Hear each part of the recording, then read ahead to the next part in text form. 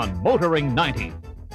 Our most complex anthropomorphic test device, dummy, in other words, we can range upwards of $100,000. Although the 2-litre 16-valve power plant lacks low-end torque, it does boast good mid and upper range performance, giving the car a superior feel on the highway. Motoring 90 is brought to you by Quaker State. The big Q stands for quality. Always has, always will.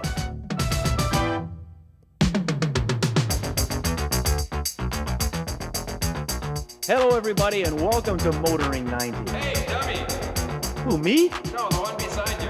Oh, this dummy. Well, let me tell you something. He is not as dumb as he looks. We're at the Transport Canada Automobile Test Centre just outside of Montreal. And we're about to see this dummy is making automobiles safer for you and me. Well, Test Center was established, first opened actually in 1978, and what we do is we're trying to assure that the motor vehicles that are reaching the Canadian marketplace are in fact safe. We're a regulatory agency, and we're trying to establish that the vehicles meet the whole gamut of safety standards, from crash worthiness standards to crash avoidance standards. For a passenger car, for example, we're talking about 60-odd safety standards that affect motor vehicle safety. We have a crash worthiness area where we're looking at vehicle performance in frontal, side impacts, rear impacts, and static rollovers. Now, every vehicle on the road today has undergone intensive safety testing by the manufacturers to meet federal safety standards. So a point could be made by the casual observer that the work being carried out at the test center is redundant.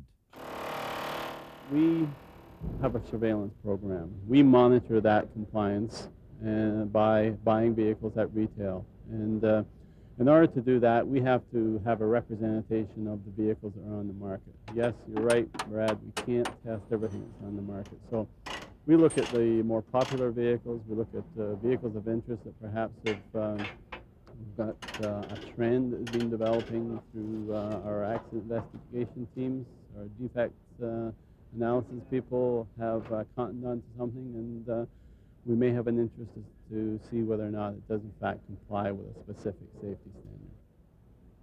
We purchase the vehicles at retail market, as you and I would. We're on the hustings looking for a market for a vehicle. So we're purchasing our own.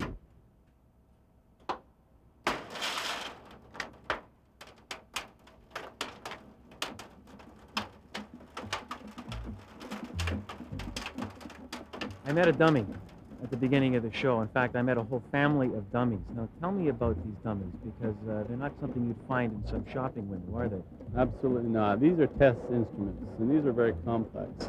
We have several generations of them, but we're talking a whole family, from a 6-year-old child size to the full 95th percentile adult male. And it's a good representation of the populace. Our most complex anthropomorphic test device, dummy, in other words, we can range up to upwards of $100,000 for one individual representative dummy.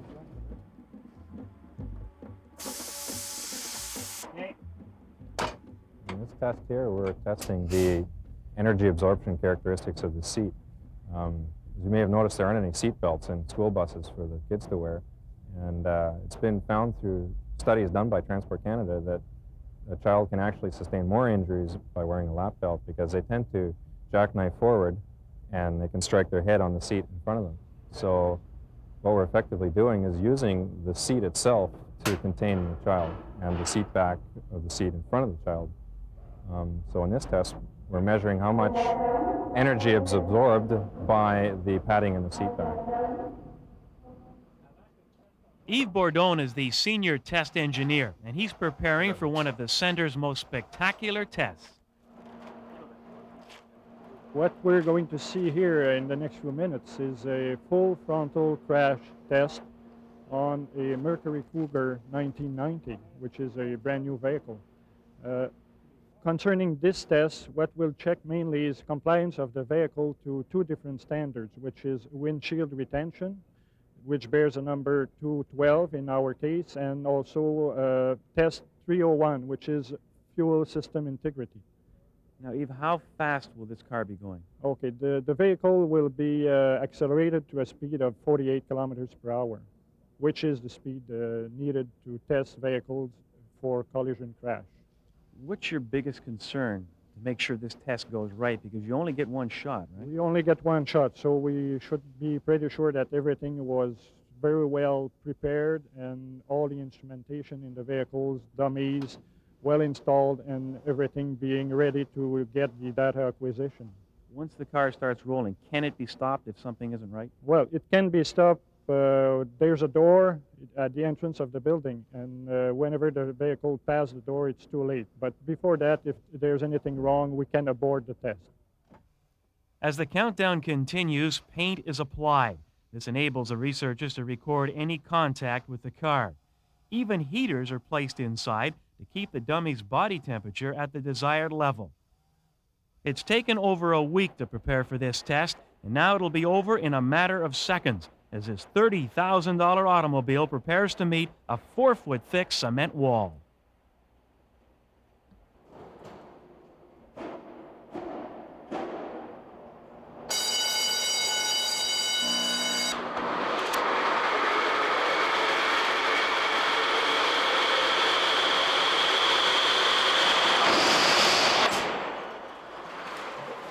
Immediately after the collision, what we have to check is if there's any fuel spillage. So we just wait till all the high-speed cameras stop rolling, and then we go close to the vehicle and collect any fuel spillage if there's any.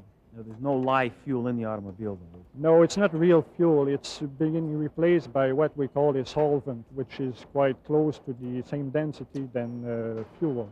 It's colored red, so if there's any leakage, it's much easier to see. You also check the dummies, is that correct?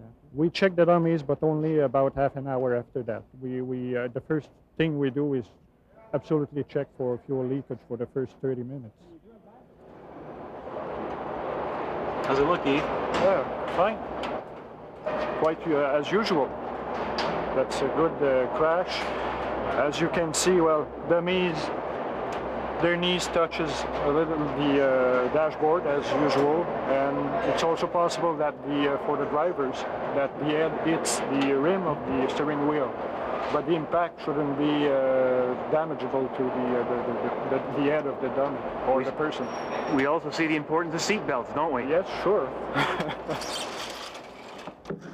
Are the cars safer today than they were back in 1978 when this test center came to be? Absolutely. There is progress being made throughout the industry. There is progress being made in our enforcement measures. And what we're determining and assuring the Canadian public is the fact that the manufacturing industry is certainly acting responsible. And when an off-standard situation is identified, we're getting great cooperation from the manufacturer because we all know the responsibilities, whether or not it's on the supply side or whether it's on the surveillance side. There's good, safe vehicles, and the vehicles are getting safer all the day.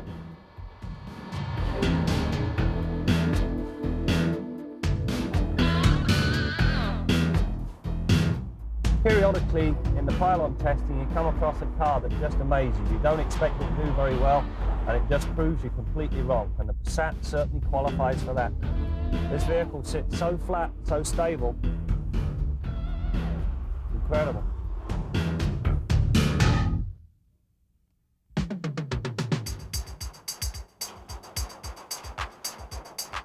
Test Drive with Graeme Fletcher.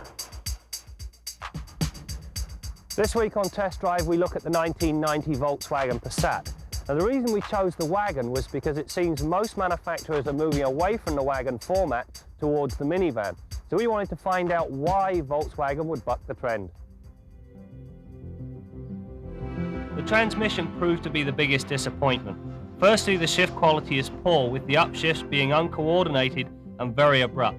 Secondly, in either the sport or normal modes, the transmission had a nasty habit of downshifting while the car was coasting to a stop. Each downshift raised the engine speed noticeably, giving rise to a lot of unwanted engine braking.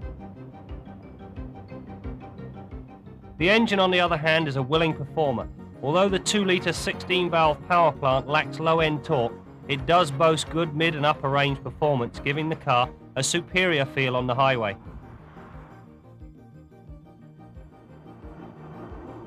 Periodically, in the pylon testing, you come across a car that just amazes you. You don't expect it to do very well, and it just proves you're completely wrong, and the Passat certainly qualifies for that. This vehicle sits so flat, so stable. It's incredible.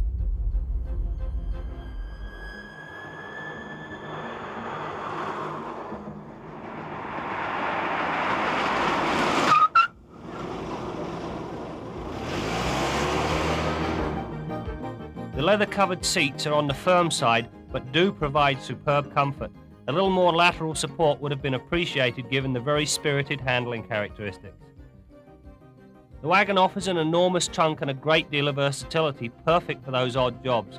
I also like the concertina-style privacy cover. This keeps prying eyes off your valuables. With the seats up, the Passat offers very generous amounts of head and leg room, as well as all the usual safety-related items, including a child seat tether point. The instrument cluster is complete and laid out in typical German fashion. All controls fall readily to hand, and with the exception of the wiper switch, they're very easy to use. The wiper switch houses too many functions, and to the last, I was never quite sure if the rear wash wiper was actually turned off properly.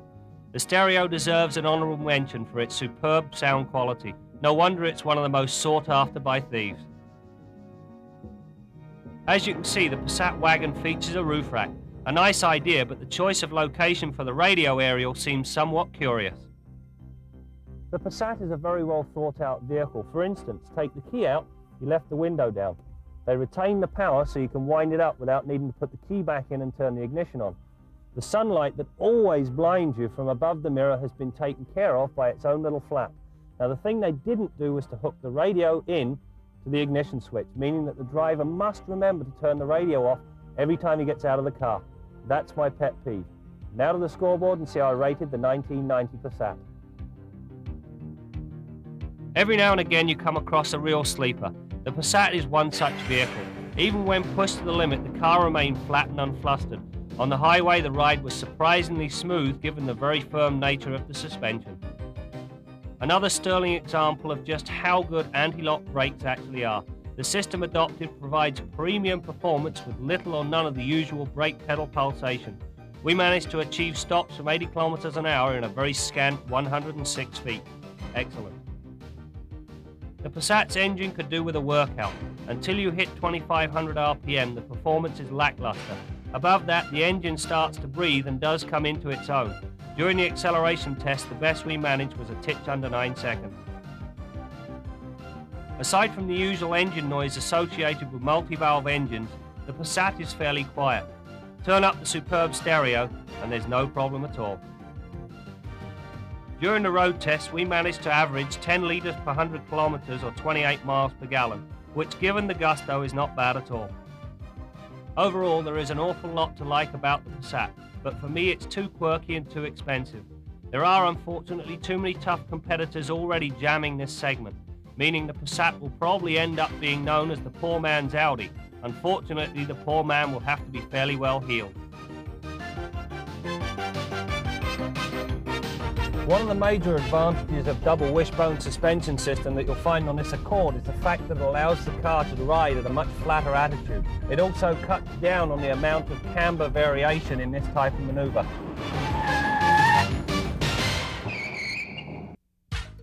Somebody told me that you have a barbecue here. What exactly Yeah, is we it? got a barbecue. That's the way we call the apparatus here, but it's mainly a rollover device. So it means that we can sit the vehicle on that, tie it down, and then rotate it 360 degrees. That is, again, a part of the testing for checking for 301, which is fuel system integrity. So we attach the vehicle, we rotate it, and we stop at each 90 degrees for about 5 minutes and collect any fuel spillage if there's any. Now, I know one guy who would love this rotisserie in his shop, and that, of course, is our resident mechanic, Bill Gardiner. So let's join Bill and see what he's up to this week. We've probably all experienced running out of washer fluid at one time or another. In the wintertime, that can be extremely dangerous, of course. The windshield can turn almost white, and if you're driving into the sun, you can be completely blinded. So this week we're going to discuss what to do if you've refilled that washer fluid reservoir and you still can't get the fluid to come out properly. We're going to show you what's involved with the system, how it works, and some quick little repairs that you can make on that system. There's two basic locations for washer pumps. This 85 model GM has the washer pump mounted directly on top of the wiper motor. Now, if your washer fluid won't come out, one of the first things to check is to follow the pickup tube all the way back to the reservoir and make sure that it's attached all the way down and into the fluid. Quite often, this pickup tube inside the tank comes off and falls in the tank. Of course, you won't get any fluid out if that's the case. And also, go down to the bottom and check this important filter here. This little screen prevents the white plastic shavings that you tend to get in washer fluid bottles from entering the system and jamming the pump. Now, this car has a mechanical pump, but it's electrically triggered via these two wires. Many of the newer cars have a full electric pump like this one that slides into a cover very similar to this. We're going to set that one aside for now, though. And in order to test any of them, you want to take your test light, ground the clip, and see if you've got power to the washer pump. We've got power at this terminal and at this one. That tells us that we've got power coming in this line. This one's dead right now, but it comes in this wire, goes through the coil in the pump, and comes back out this one. Now, when we engage the washer pump, we're grounding this side of the circuit. So in order to test the circuitry inside the car, we move the clip of our test light to battery positive. Now, anytime we touch a grounded item on the car, the test light will come on. We're going to probe the ground side, and when our assistant hits the washer fluid button, we're going to complete that ground path. Every time that light comes on, he's depressed the washer button. That tells us that the circuitry and the switch inside the car are all okay. Now we're going to remove the pump cover, set it aside, and you can see the workings of this pump. We'll plug the wiper motor back in and the washer pump. Now hit the wipers. You can see how the pump operates. And when we hit the washers, this coil picks up a little lever and engages the pump. Now, on this particular pump, it's one of the only ones that has some serviceable parts in the pump. Now, in the end of the pump here, there's a set of reed valves, and they are a serviceable part. Quite often, what will happen is the set of reed valves or check valves out in this end of the pump will become clogged. It can get white debris in there that we spoke about earlier if your filter was bad. We're on a different vehicle now, and on this pickup truck, we can see the wiper motor, but no washer pump here. Here's the washer fluid line, and it continues right past the wiper motor, comes all the way over to the reservoir, so the pump must be inside the reservoir. Well, actually, it's behind, so we're going to remove the reservoir. Now, we turn the reservoir around, and you can see the washer pump right in behind there. Now, the same 12-volt test light will be used to test this one, and we can probe the two wires and see that we've got power on both sides of this pump. So it's similar to the other car in that the pump is triggered by grounding this circuit at the washer switch. If we want to replace this washer motor, we just disconnect the hose and pop the inlet out. It goes into a little rubber grommet in the reservoir here and it picks up the fluid right out of the base of the reservoir. Until next week, I'm Bill Gardiner for Motoring 90.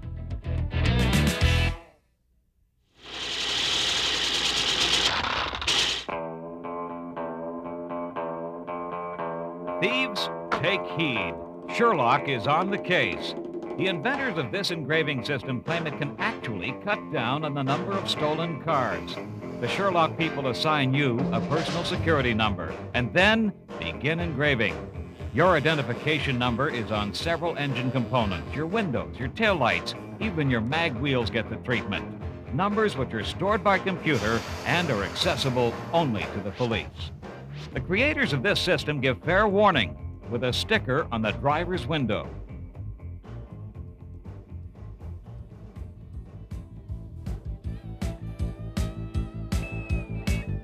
Next on Kenzie's Corner, I'm going to show you how you can justify spending $120,000 on a car like this.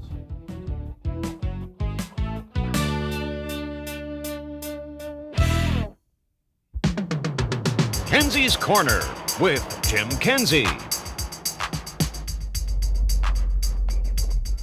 You pull into your driveway with a car like this and your wife says, "Hey, that's gorgeous. How much did it cost?" And you say, $119,000. And then she faints dead away. But listen, you're an important person. Maybe you run your own company. You've got hundreds of people working for you. You've at least got a wife and kids. This car can help save your life. Not only does it have anti-lock brakes and a tremendously strong structure, but it's got a little headrest here that when you move it up and down, the shoulder belt goes up and down with it so that you're always in the proper spot. If you're in an accident, the seat belt automatically retracts into the seat to keep you from smashing into the dashboard. There's an airbag in the steering column for the driver. There's an airbag in the dashboard for the passenger. And if you happen to flip the car over, there's even a little roll bar which pops up to protect you. So next time you're asking yourself, how can I afford to justify a car like this? Just say, someday it'll save my life. This is Jim Kenzie for Motoring 90. Next week on Motoring 90. Mary's first goal is to take the fear out of dealing with a mechanic. Beyond that, she is reaching women who now are 35% of the buying public and represent over 80% of the purchases that are made within our business. The question is, if you have an oil change and a lube and change the antifreeze, would that automatically get rid of that stuff? Wouldn't have anything to do with it. Totally different system, unrelated. They'd never look in there. Nobody ever looks in your gas tank unless you've got a problem. I always feel intimidated when I go into a garage. Even little gas stations, when they say you need some oil or whatever, it's just, it's a man's world for a car, so it's important to know a little bit more about it. Now you shake the can up, we've done that already, and attach it to the valve stem. Hold the can upright, and then you can see the foam entering through that tube, and it's charging up the tire. The tire's coming up slowly, and it's installing that latex foam inside the tire. This will completely inflate the tire, and as soon as you drive the car, that foam will distribute itself around the tire and find the wound and temporarily repair it, enough that you can limp the car in and have it properly repaired.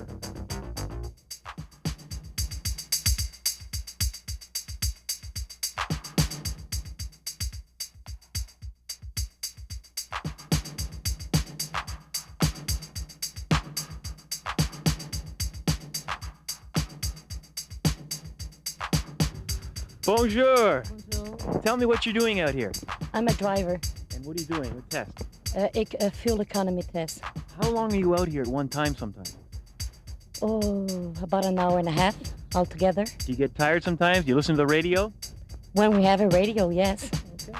Thanks a lot. I know you got to get going. That's right. All right. Goodbye. Well, that is it. They are continuing here, but we are all out of time for this week's edition of Motoring 90. We want to thank everybody at Transport Canada for their cooperation. Believe me, we've only touched the surface of the important work that is being done here. And incidentally, if you have any questions on the center or particularly on cars, they'd love to hear from you. Transport Canada, it's in the book. That's it for now. We'll see you next week for more of Motoring 90. Motoring 90 is brought to you by Quaker State. The big Q stands for quality. Always has, always will.